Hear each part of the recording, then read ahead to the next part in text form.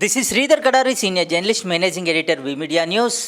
Major Madhukar Katragadda గారు సాధించిన విజయాలేంటి, వాటి గొప్పతనం ఏంటి, కుటుంబ సహకారం ఏ విధంగా ఉంది అనేది ఇప్పుడు ఆయన మాటల్లో విందాం. నేను దూబచర్ల అన్న గ్రామం వెస్ట్ గోదావరి డిస్ట్రిక్ట్లో ఉంది. అక్కడ జన్మించాను. మీరు అన్నట్టు మా నాన్నగారు, మా అమ్మగారు, మా పరివారం ఒక మధ్యతరగతి కుటుంబానికి చెందిన వాళ్ళము. My father doctor Katragadda Gopalarao గారు ఈ రోజున 89 సంవత్సరాల వారికి. మా అమ్మగారు క్రితం సంవత్సరం పోయారు. మా అమ్మగారు కాట్రగడ్డ ఇందిర గారండి. వారు మెటర్నల్ పరివారం తాతినేని ఫ్యామిలీ నుంచి వచ్చారు, అంగళూరు నుంచి. మా నాన్నగారు డాక్టర్ అండి. వారు ఆంధ్రప్రదేశ్ మెడికల్ సర్వీసెస్లో డాక్టర్ కింద పనిచేశారు. అమ్మగారు హౌస్ వైఫ్ అండి. మా నాన్నగారు ఈజ్ అ పర్సన్ హూ ఎపిటమైజెస్, అంటే వారు ఒక నిదర్శనం అన్నమాట. దేనికంటే being ordinary is being extraordinary అన్నదానికి వారు ఒక ప్రూఫ్ అండి, ఒక నిదర్శనం. నేను చిన్నప్పుడు అనుకుంటుంటేవాడిని, మా నాన్నగారు ఏం పెద్ద పనులు పెద్ద పనులు ఏం చేయలేదు. Okay, you know he of course retired as a superintendent of a government general hospital. కానీ నాకు మెచ్యూరిటీ రావటం మొదలుపెట్టిన తర్వాత నాకు అర్థమేమైందంటే, వారు ఎప్పుడూ వారి రిక్వైర్మెంట్స్ని లిమిట్లోనే పెట్టుకునేవారండి. యాంబిషస్గా చాలా డిజైర్స్ పెట్టేసేసుకుని ఏదో సాధించేద్దామన్న తపన వారిలో నేను ఎప్పుడు చూడలేదు. కానీ చాలా ప్రిన్సిపల్గా లైఫ్ గడిపారు. ఉద్దేశాలతో వారు ముందుకు వెళ్ళారు. He is from an agricultural background and he was always been connected with his roots అన్నమాట. మేము మచిలీపట్నంలో మా నాన్నగారు ఆర్ఎంఓ కింద పనిచేశారు అక్కడ గవర్నమెంట్ జనరల్ హాస్పిటల్లో. మేము గవర్నమెంట్ క్వార్టర్స్లో ఉండేవాళ్ళం. ఆ రోజుల్లో కూడా ఆయన ఒక బ్రహ్మాండమైన గార్డెనింగ్ చేస్తూ ఉండేవాళ్ళు ఇంటి బయట. మా అందరూ వచ్చి చూస్తుండేవాళ్ళు ఆ గార్డెన్ని. మా దగ్గర బఫెలోస్ ఉండేవి 2. వారు సొంతగా వాటిని క్లీన్ చేయటము, పాలు తీయటము, ఇవన్నీ చేస్తుండేవాడు అనమాట. వాటిని బయటికి తీసుకెళ్తాము. నేను అనుకుంటుండేవాడిని ఆ రోజుల్లో, అరే మా నాన్నగారు ఇట్లా ఏం చేస్తున్నారండి, ఈ పనులన్నీ ఏం చేస్తున్నారని చెప్పి. కానీ ఇప్పుడు నాకు మెచ్యూరిటీ వచ్చిన తర్వాత వెనక్కి తిరిగి చూస్తే he led a phenomenally beautiful life, always wanting to be person from the agricultural family and with those roots అన్నమాట. ఈ రోజుకి కూడా అమ్మగారు చాలా lady with a tremendous amount of persistence అండి. కాన్ఫిడెన్సు, పర్సిస్టెన్సు, ఒకటి చేయాలనుకునే దృఢ సంకల్పం వారి మైండ్లో ఉండటం, పిల్లల కోసం ఏమైనా సాక్రిఫైస్ చేయడానికి తయారై ఉంటాము, బ్రాడ్ మైండెడ్నెస్, ఇవన్నీ మా మదర్ మాకు చాలా సపోర్ట్ చేశారండి. మొట్టమొదట్లో కైకలూరు అన్న గ్రామంలో, నాకు చిన్న టౌన్ అండి కృష్ణా డిస్ట్రిక్ట్లో, అక్కడ నాకు గుర్తుంది స్కూల్కి వెళ్ళటం. ఒక నార్మల్ ప్రైమరీ స్కూలు మా నాన్నగారి హాస్పిటల్ పక్కనే ఉండేది, అంటే గవర్నమెంట్ హాస్పిటల్ పక్కన. అది నాకు కొంచెం గుర్తుంది. వర్నాక్యులర్ లాంగ్వేజ్లో చదువుకున్నాను అక్కడ. మా నాన్నగారు విజయవాడ పోస్ట్ అయ్యారండి. అప్పుడు నన్ను వారు విజయవాడలో మంచి కాన్వెంట్లో జాయిన్ చేద్దాం అనుకున్నారు. కానీ ఆ కాన్వెంట్స్ అన్నీ మా ఇంటికి దూరంగా ఉండే అనమాట. అందుకని ఇంటి పక్కనే ఒక ప్రగతి నికేతన్ ఉంటే నన్ను దాంట్లోకి తీసుకెళ్లారు జాయిన్ చేయడానికి. So I studied my first standard in Pragati Niketan, but because I had already done it, చాలా బాగా చేశాను నేను. సో వాళ్ళు నాకు డబుల్ ప్రమోషన్ ఇచ్చి 3వ క్లాస్కి పంపించారు వచ్చే సంవత్సరం. ఆ తర్వాత మా నాన్నగారు విఎస్ఎన్ జాన్స్ హై స్కూల్ అని చెప్పి గన్నవరంలో అప్పుడే మొదలుపెట్టారండి. దాంట్లో నన్ను అడ్మిట్ చేశారు. బాగా దూరంగా ఉండేది స్కూలు, అప్పుడే స్టార్ట్ అయిన స్కూలు. బిల్డింగ్స్ అవి ఉండేవి కావు, హట్స్ ఉండేవి. దాంట్లోనే మేము చదువుకున్నాము. గర్వంగా చెప్పగలను నేను.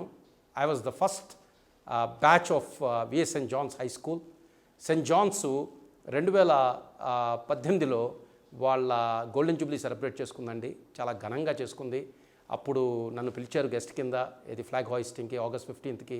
నేను వెళ్ళి మా స్కూల్తో దాదాపు 50 సంవత్సరాల తర్వాత మాట్లాడే ఒక అవకాశం దొరికింది నాకు. I felt very happy when I saw the progress of the school.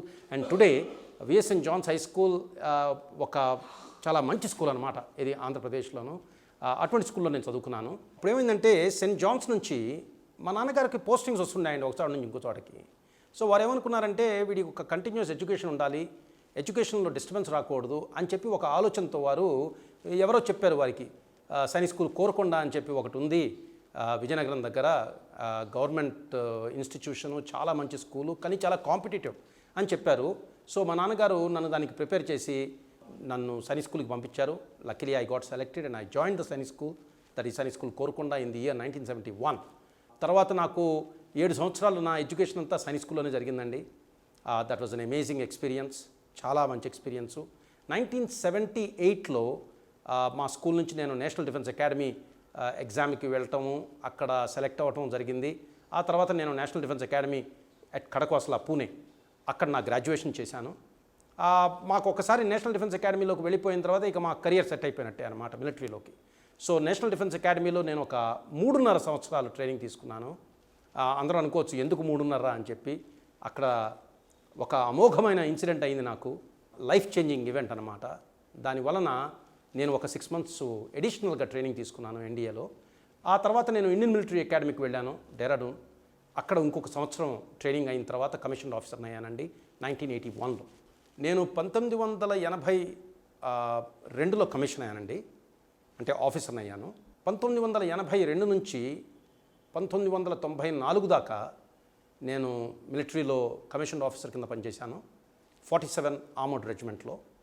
1994లో నేను ప్రీమెచ్యూర్ రిటైర్మెంట్ వాలంటరీగా తీసుకుని మిలిటరీ వదిలేసి బయటికి సివిల్లోకి వచ్చాను. I was a major in the army and I took my retirement I was a major.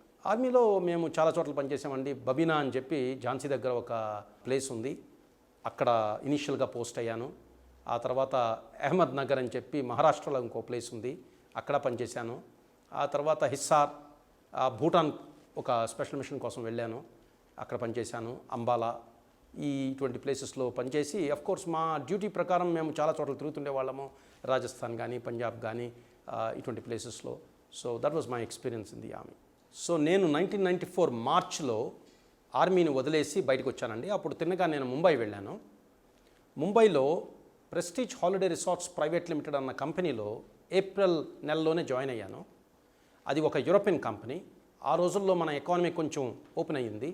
ఆ open అయిన పరిస్థితుల్లో వాళ్ళు ఇక్కడికి వచ్చి హాస్పిటాలిటీ ఇండస్ట్రీలో, టూరిజం ఇండస్ట్రీలో వాళ్ళు బిజినెస్ పెట్టుకున్నారు. ఆ కంపెనీలో నేను ఒక సీనియర్ సేల్స్ మేనేజర్ కింద జాయిన్ అయ్యాను. ఒక 1.5 ఇయర్స్ పనిచేశాను. 1995 డిసెంబర్లో ఆ కంపెనీ నుంచి నేను బయటికి వచ్చేసి నా సొంత చిన్న వర్క్ ఒకటి పెట్టుకున్నాను నేను. ఆ రోజుల్లో నేషనల్ స్టాక్ ఎక్స్చేంజ్ అప్పుడే స్టార్ట్ అయ్యింది. మా మామయ్య గారు మద్రాస్ స్టాక్ ఎక్స్చేంజ్కి ప్రెసిడెంట్గా ఆ రోజుల్లో పనిచేసేవారు. వారికి కొంత అవసరం వచ్చింది అక్కడ. ఎవరో ఒక ట్రస్టెడ్ ఆద్మీ, ఒక మనిషి వారి వర్క్ అక్కడ చేయటానికి. సో నాకు కాల్ చేసి నన్ను అడిగారు. సో నేను తీసుకున్నాను ఆ వర్క్ని. మేము నేషనల్ స్టాక్ ఎక్స్చేంజ్ మీద క్లియరింగ్ సర్వీసెస్ ప్రొవైడ్ చేస్తుండేవాళ్ళం అనమాట. 2 ఇయర్స్ పట్టింది నాకు ఇది సెటప్ చేయటానికి. 1996, 97 బిగినింగ్ దాకా. 97లో నేను ఆ సెటప్ అంతా చేసేసి మళ్ళీ మా ఇండస్ట్రీలోకి వచ్చాను. అప్పుడు కామత్ హోటల్స్ ఇండియా లిమిటెడ్ అన్న ఒక పెద్ద organization, they are into hospitality. వాళ్ళు ఆర్కిడ్ ఇకోటెల్ అని చెప్పి ఒక హోటల్ని కన్స్ట్రక్ట్ చేస్తుండేవాళ్ళు ఆ రోజుల్లో. వారి సొంత కంపెనీ ఇంకొకటి కాన్సెప్ట్ హాస్పిటాలిటీ లిమిటెడ్ అని ఉండేది. దాంట్లో నన్ను డైరెక్టర్ మార్కెటింగ్ అండ్ సేల్స్ కింద తీసుకున్నారండి 1997లో. తర్వాత నేను ఒక 3 సంవత్సరాలు వాళ్ళకి ఒక విట్స్ హోటల్ అని చెప్పి అంధేరి ఈస్ట్ ముంబైలో, దానికి మార్కెటింగ్ అండ్ సేల్స్ చేయటానికి నేను రెస్పాన్సిబిలిటీ తీసుకున్నాను. ఒక 3 సంవత్సరాలు ఆ కంపెనీతో ఉంటూ దానికి కావాల్సిన ఫండ్స్ అన్నీ మేము జనరేట్ చేశాము సేల్స్ త్రూ. ఆ కంపెనీని నేను 2000లో వదిలి ఎంట్రప్రెన్యూరియల్ జర్నీ స్టార్ట్ చేశానండి నేను, ఒకలా చెప్పాలంటే. అప్పుడు I went to holiday in resort Goa. ఎవరైనా రిసార్ట్స్ ఇంటర్నేషనల్ లిమిటెడ్ అని చెప్పి ఒక కంపెనీ ఆ ప్రాపర్టీని ఓన్ చేస్తుంది. వాళ్ళకి నేను కన్సల్టెంట్ కింద పనిచేశాను. వాళ్ళ హాస్పిటాలిటీ యాక్టివిటీ సెటప్ చేయడానికి వెకేషన్ ఓనర్షిప్లో, అంటే షేర్డ్ ఓనర్షిప్ అనమాట. అది నాకు ఒక 1.5 ఇయర్స్ టైం పట్టింది అక్కడ అది సెట్ చేయడానికి. అప్పుడు నేను ఇక్కడ హైదరాబాదులో వచ్చాను. అక్కడ ప్రజా ఇంజనీర్ సిండికేట్ లిమిటెడ్ నుంచి విజయసేన్ రెడ్డి గారు అని చెప్పి వారి ఎగ్జిక్యూటివ్ డైరెక్టర్ ఆ రోజుల్లో నన్ను కలిశారు. అప్పుడే వారు సెలబ్రిటీ క్లబ్స్ అని చెప్పి షమీర్పేట్లో ఇవి డెవలప్ చేస్తున్న టైం అనమాట. So they asked me if I could take over their operations and setup that activity. So which I took up. And then I work with them as a president of celebrity hospitality services ఒక 2 సంవత్సరాలు. ఆ తర్వాత నాకు ఇంకొక assignment వచ్చింది Mahindra holidays and resorts India limited నుంచి. అప్పట్లో Mahindra holidays had just come in to resort industry. వారికి మార్కెటింగ్ అండ్ సేల్స్ చేయటానికి, పాన్ ఇండియా ఎక్స్పాన్షన్ చేయటానికి ఎవరో ఒకళ్ళు మంచి నాలెడ్జ్ ఉన్న వాళ్ళు కావాల్సి రావటం వలన నాకు వాళ్ళు ఆఫర్ ఎక్స్టెండ్ చేశారు to set up an independent marketing and sales activity as a franchisee అనమాట. So I set up a company and went on to take up that mandate. ఆ తర్వాత నేను Mahindra holidays and Resorts sales Mumbai, Poona, Navi Mumbai, Delhi, Nagpur, Hyderabad, Bengaluru ఈ అన్ని సిటీస్కి ఎక్స్పాండ్ చేసామండి యాజ్ అన్ ఇండిపెండెంట్ ఎంటిటీ అనమాట. And we became one of the biggest direct sales agents of Mahindra holidays at that time. యాక్చువల్గా 2002లో majors group అని చెప్పి ఒకటి స్టార్ట్ చేశానండి. నేను మేజర్స్ గ్రూప్ అన్న దాని కింద చాలా బిజినెస్ యాక్టివిటీస్ చేస్తుండేవాడిని అనమాట. కన్సల్టెన్సీ ప్రొవైడ్ చేస్తుండేవాళ్ళం. ఇట్లాగా ఎవరికైనా మార్కెటింగ్ అండ్ సేల్ సర్వీసెస్ కావాలంటే కనుక అవి కూడా ఇండిపెండెంట్గా ఇస్తుండేవాళ్ళం అనమాట. సో నా దగ్గర చాలా యాక్టివిటీ ఉండేది ఒకే టైంలో. అంటే మాకు నేషనల్ స్టాక్ ఎక్స్చేంజ్ మీద చెప్పాను చూసారా, ఆ క్లియరింగ్ అండ్ సెటిల్మెంట్ సర్వీసెస్ అది కూడా కంటిన్యూ అవుతుండేది. ఇక్కడ నేను మహీంద్రా వాళ్ళకి సర్వీసెస్ ప్రొవైడ్ చేస్తూ కూడా అప్పుడు అవుతుండేది అనమాట. ఇవన్నీ ప్యారలల్గా అవుతుండేవి అనమాట. ఈ యాక్టివిటీని అంతా నేను నా సొంత ట్రేడ్ నేమ్ మేజర్స్ గ్రూప్ అన్న యాక్టివిటీ నుంచి నేను చేస్తుండేవాళ్ళం అనమాట. ఫస్ట్లీ ఈ మార్కెటింగ్ అండ్ సేల్స్ దాదాపు మేము ఒక 250 మందిని ఆ రోజుల్లో ఎంప్లాయ్ చేసేవాళ్ళం. ఏది ఈ 7 సిటీస్లో అన్నమాట. ముంబై, నవీ ముంబై, పూనా, ఢిల్లీ, నాగ్పూర్, హైదరాబాద్, బెంగళూరు ఈ మొత్తం 7 సిటీస్లో ఇంక్లూడ్ చేసుకుంటే దాదాపు ఒక 250 మందికి మేము ఎంప్లాయ్మెంట్ ఇచ్చాం. దాంట్లో వాళ్ళందరూ ఇండిపెండెంట్గా చాలామంది మూవ్ ఆన్ అయ్యారు. దాదాపు 21 సంవత్సరాల ఎక్స్పీరియన్స్ ఉంది ఆ ఆర్గనైజేషన్కి, work experience. And that to in diversified areas. ఎటువంటి ఏరియాస్ అంటే vacation ownership and shared ownership, life styles and wellness, risk and security, not for profit activity, housing and hospitality ఈ అన్నిట్లోనూ దానికి ఎక్స్పీరియన్స్ ఉందన్నమాట. సి మేజర్స్ గ్రూప్ ఇంటర్నేషనల్ అని చెప్పి ఒక New York stock exchange listed company ఉందండి. దానికి మేము కొన్ని సర్వీసెస్ ప్రొవైడ్ చేసాము ఇక్కడ. అదొక్కటే కాకుండా మేజర్స్ గ్రూప్ త్రూ నేను ఒక బ్రాండ్ని క్రియేట్ చేశాము, మిడ్ క్యాట్ అని చెప్పేసి. ఆ మిడ్ క్యాట్ అన్న బ్రాండ్ రిస్క్ అండ్ సెక్యూరిటీ వర్టికల్లో చాలా బాగా ఎస్టాబ్లిష్ అయిందండి. It's one of the fastest growing brands in India.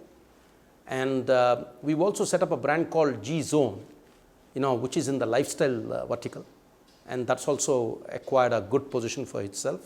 ఈ మధ్యలో మేము మహీంద్రా హాలిడేస్కి కూడా సపోర్ట్ చేశాము. ఈ వర్టికల్స్ అన్నింటిలోకి వెళ్ళి మేము సెటప్ చేసామండి ఇవన్నీ. ఈ రోజున నేను ఆల్ ఇండియా రిసార్ట్ డెవలప్మెంట్ అసోసియేషన్కి వైస్ చైర్మన్ అండి. ఆ పని నేను దాదాపు 10 సంవత్సరాల నుంచి చేస్తున్నాను. అంటే చాలా పనులు ఆల్ ఇండియా రిసార్ట్ డెవలప్మెంట్ అసోసియేషన్లో మా రిసార్ట్ ఇండస్ట్రీని ముందుకు తీసుకెళ్దామని చెప్పేసి చాలా నేను పనులు చేస్తున్నాను అనమాట. అది కూడా ఒక you can say social purpose activity. యాక్చువల్గా చూసుకుంటే కనుక ఇంట్రెస్ట్ ఉంది. అందుకని ఈ ప్రతి దాంట్లో ఉన్న ఏది పి ఉంది చూడండి, లీప్స్, ఇట్స్ ఫర్ ఫిలాంథ్రపీ. ఫిలాంథ్రపీ అంటే ఇవ్వటానికి సొసైటీకి వెనక్కి. ఈ ఆలోచనతో ఉంటూ నేను ఒక సైడ్ బిజినెస్ చేసుకుంటూ చాలా బిజినెసెస్ చేసుకుంటూ, ఎందుకంటే ఇవన్నీ దే ఆర్ వెరీడ్ అనమాట, ఈ అన్నిట్లోనూ పుష్ చేసుకుంటూ నేను 2012లో సోషల్ రెస్పాన్సిబిలిటీ తీసుకుందామని చెప్పి నాకంటూ ఒక సంస్థ పెట్టుకున్నాను నేను. ఆ సంస్థ పేరే neo Gandhian aid organizations India. అది ఒక section 8 not for profit company. అంటే మొదట్లో సెక్షన్ 25 అనేవాళ్ళం, కంపెనీస్ యాక్ట్ మారింది కాబట్టి ఇప్పుడు section 8 not for profit company అనే అంటున్నాం. దాని మెయిన్ ఆబ్జెక్టివ్స్ ఉన్నాయి. ఆ మెయిన్ ఆబ్జెక్టివ్స్ ఏంటి అంటే promote clean thinking and honest dealing and bring together people who are interested in working for the betterment of society, environment and humanity అన్నమాట. దాని main objectives. అది పెట్టుకుని నేను పనిచేస్తున్నప్పుడు మేము చాలా పనులు చేస్తున్నాం దాంట్లో. కానీ అప్పటికీ ఎన్నో చేయాలని కోరిక. ఈ 2-3 నెలల క్రితం I cross my paths with Lead India Foundation and Sudarshan Acharya garu. వారు చేసిన పని చూస్తూ క్రితం 40 సంవత్సరాల్లో, లీడ్ ఇండియా ఫౌండేషన్ చేసిన పని చూస్తూ క్రితం 17 సంవత్సరాల్లో నాకేమనిపించిందంటే మా థాట్స్ అన్నీ ఒకటే. There is great alignment in the thoughts and that organization required a driver. ఆ గ్యాప్ కనపడింది నాకు ఆ ఆర్గనైజేషన్లో. నేను సుదర్శనాచార్య గారితో మాట్లాడుతుంటే వారు నా భావనలని వారు అర్థం చేసుకున్నారు. ఈ మనిషిలో ఆ డ్రైవ్ ఉంది అని చెప్పేసి, ఆ యాంబిషన్ ఉంది, దేశానికి ఏదైనా చేద్దాము అని చెప్పేసి. అందుకని ఆ మాటల్లో మాకు అర్థమైంది ఏంటంటే మన ఫోర్సెస్ కలిపితే ఇద్దరం కలిసి ఇంకా ఎక్కువ సాధించగలము అని చెప్పి ఒక ఆలోచన వచ్చి, అప్పుడు మేమిద్దరం కలిసి డిస్కస్ చేసుకుని, okay Madhukar garu Lead India Foundation charge తీసుకోగలరా మీరు as a chief executive officer అంటే, yes it requires a driver and I decided to take it అన్నమాట.